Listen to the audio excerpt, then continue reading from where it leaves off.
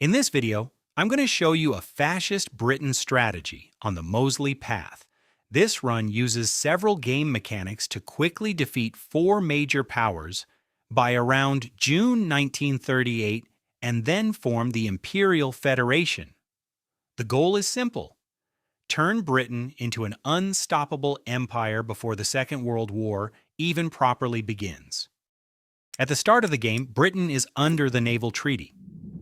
This treaty has a special mechanic. If another treaty member has a larger navy than Britain, Britain can issue a warning to that country. If the warned country refuses to reduce its navy, then all naval treaty members can receive a war goal against them. So we are going to use this mechanic. For the first national focus, take a change in course. We have 38 divisions.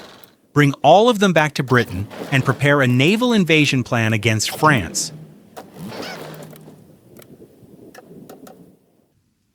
First, we need to delete most of our navy and keep only one ship as the pride of the fleet. This way, we can keep the war support bonus from pride of the fleet while making our navy much smaller. After that, the fleets of other treaty members will be much larger than ours, which allows Britain to issue naval treaty warnings. This is the mechanic we need to abuse.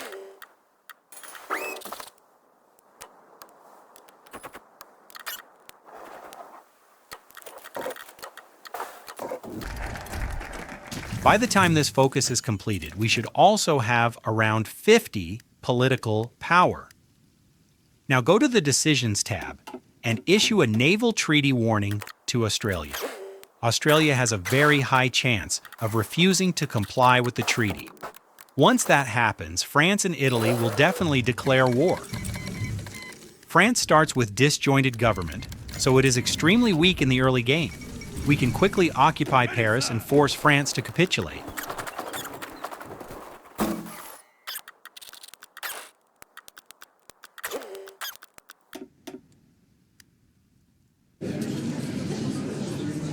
In the peace conference, take all of mainland France. These territories will become our future cores. Then, create a French puppet in North Africa. Here, try to take as much land as possible before Belgium does, because Belgium may release French colonial territories. After that, request divisions from the French puppet and use them together with your own army to attack Italy.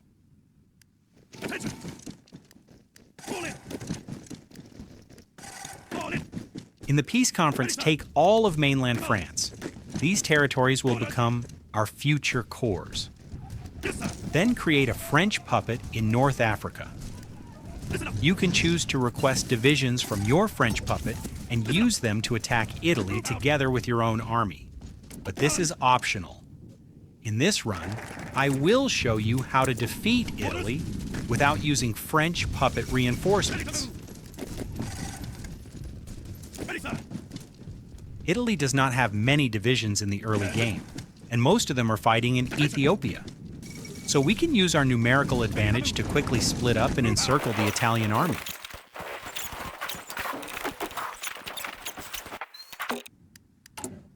Now take the advisor that reduces war goal justification time.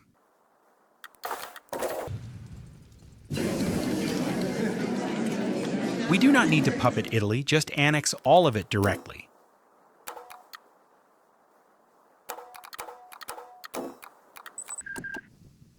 Move your divisions back to Britain and prepare for the Civil War. Also, don't forget to keep training more troops. For the next national focus, take Organize the Black Shirts. While we wait for the focus to complete, we'll fast forward this part.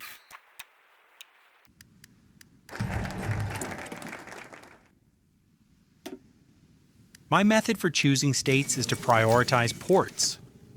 This prevents enemy reinforcements from landing in Britain through the ports and putting pressure on us.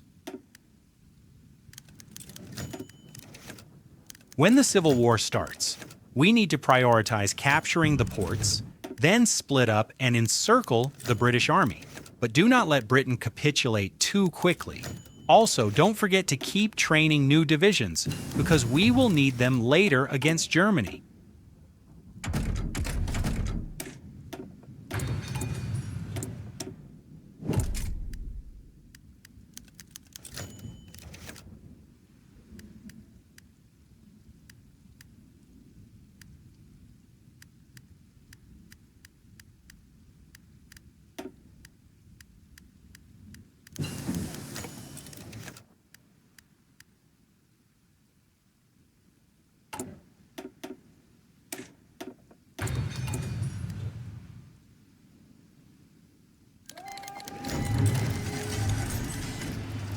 I'll fast forward the combat here.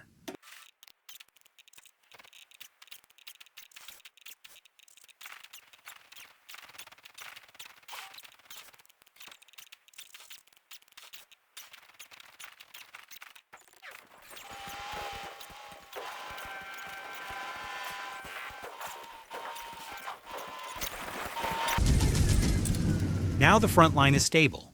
Our attacks can make Britain capitulate at any time. At this point, we declare war on Britain's colonies to push world tension to 100%. After world tension reaches 100%, we can start justifying war goals on other countries.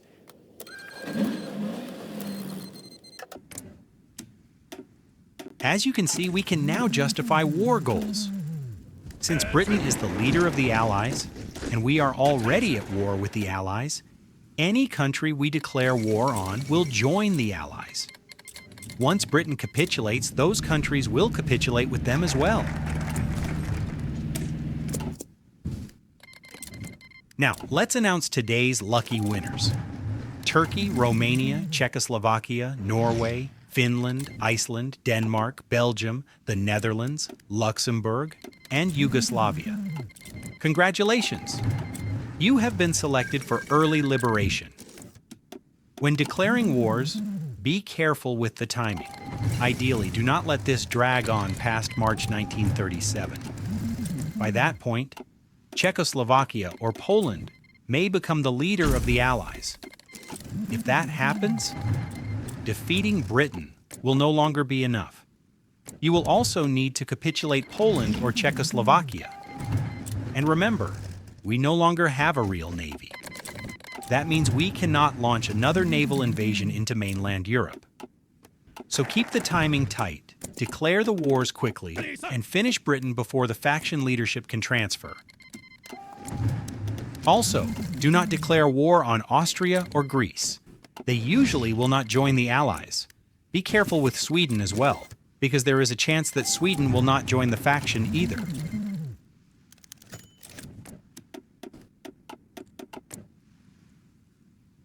All right, now it's time to close the trap. Before we finish the war, start justifying a war goal on Germany. But if you forget to do it, that's also fine.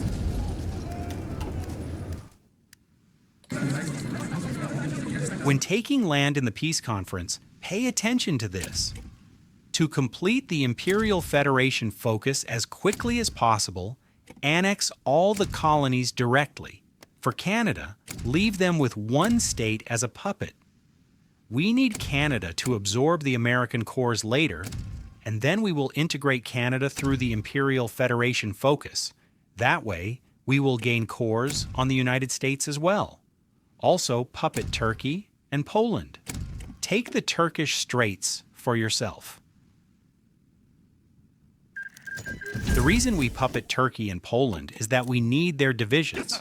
If they do not have any divisions available for us to use, then that is unlucky. But the good news is that Germany does not have many divisions in 1937, so we can still win by using our numerical advantage.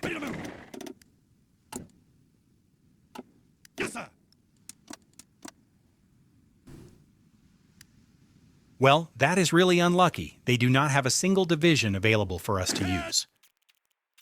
I'll fast forward the battle against Germany here.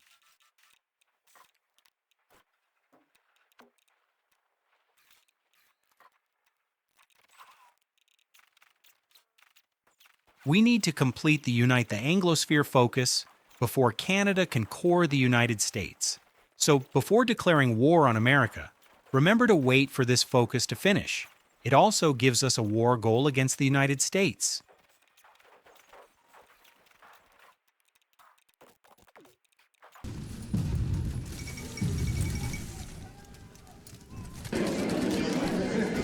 Annex all of Germany. These territories will become our future core states. Here is the preparation and the process before declaring war on the United States. I'll fast forward this part as well. In 1937, America cannot fully cover its front line, so we can win by using our numerical advantage.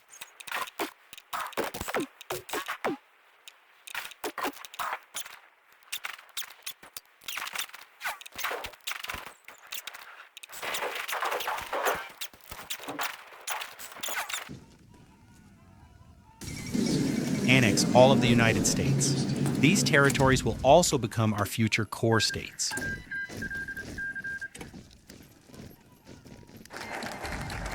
Now we wait for the Pan-North American Dominion decision to appear.